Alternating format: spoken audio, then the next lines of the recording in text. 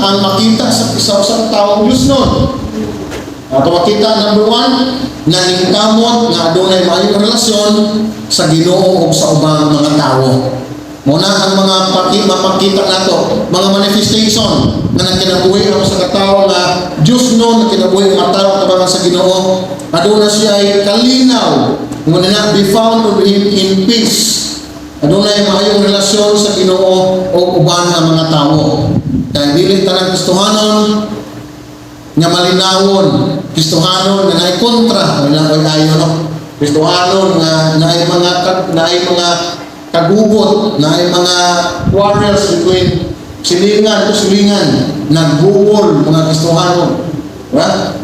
So, number 1, then letter B, naningkamot sa pagkinabuhi na hinlo, no? Without spot. It doesn't mean sinless, it doesn't mean perfect, but naningkamot ka na walay kasaway sa imuha, no? Parang usap ito ka picture na naglakaw ka sa usap ka dalan na adunay mga tunog, no?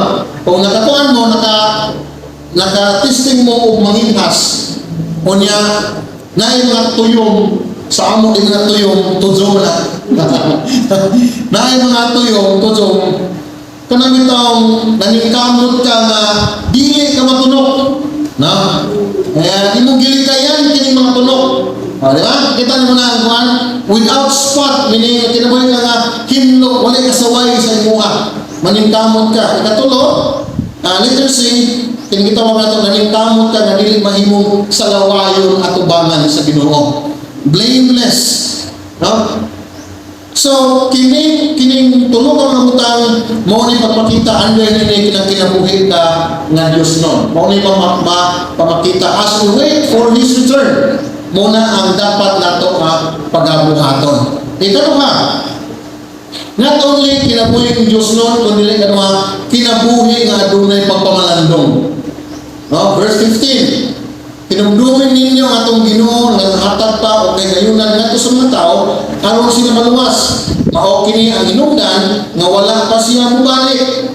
Dili ba mao man kini ang mga gisgutan sa tong palanggan sa si Pablo? Diya sa iyang sulat kaninyo sumala sa kaalam nga gihatag sa Dios kaniya. No? Verse mo kini under ni pamalandungan ang imong adtuan. No? Especially sa mga walang pagyod nakadawat ni Kristo Jesus. Sa panahon nga wala pa si Kristo Jesus mibalik, mo ni ang panahon sa pagpamalandong. Siguro pagyod ang imong gituohan. Siguro pagyod ang imong gituohan. No, mo ni ang verse 15, tinumdumin ninyo ang atong Ginoo, nagahatag pa o kay gayunan ngadto sa mga tawo aron maluwas sila. Diba? So, usaw ni ka panahon nga wala pa mibalik ang Ginoo kay mo ni panahon pagpamalandong. Nato kay napay time na ang wala maluwas, pwede pa siya maluwas. Pinaagi sa pulong sa Ginoo, pinaagi sa kaluwasan. Mao kininungdan nga wala pa siya mabalik. Dili ba mamangkini ang isgutan sa atong pinalangan suon nga si Pablo? Da sa sulat kaninyo sumala sa kaalam nga gihatag sa Dios kanina. And verse ano ka mo kini? Nice saying, people in hell are craving for one last chance while people on earth are wasting millions of chances. Diba? Klaro kayo na. So, ngunit panahon nga mamalandong ka kaysa unahan, wala na yung tsansa. Impyerno ka, impyerno yun ka. And wala na yung tsansa pa. So, karon pa lang, nagtawag ang Ginoo for one last chance. Pamalandong nga ang mga tungan. Wala pa sa mibalik tungkol kay possible kay gusto niya maluwas ang mga tanan ng mga tao. And it's up to you if you believe or not.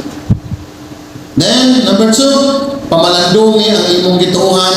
Verse 16, og mausap kini ang iyang gisgutan sa kananiyang mga sulat. Hinoon may mga lisod sabton sa mga sulat o sa may mga tao na huyang sa pagtuo wala masayod sa maturan nga nagahatag og sayo sa nga kahulugan niining mga sinulat ni Pablo.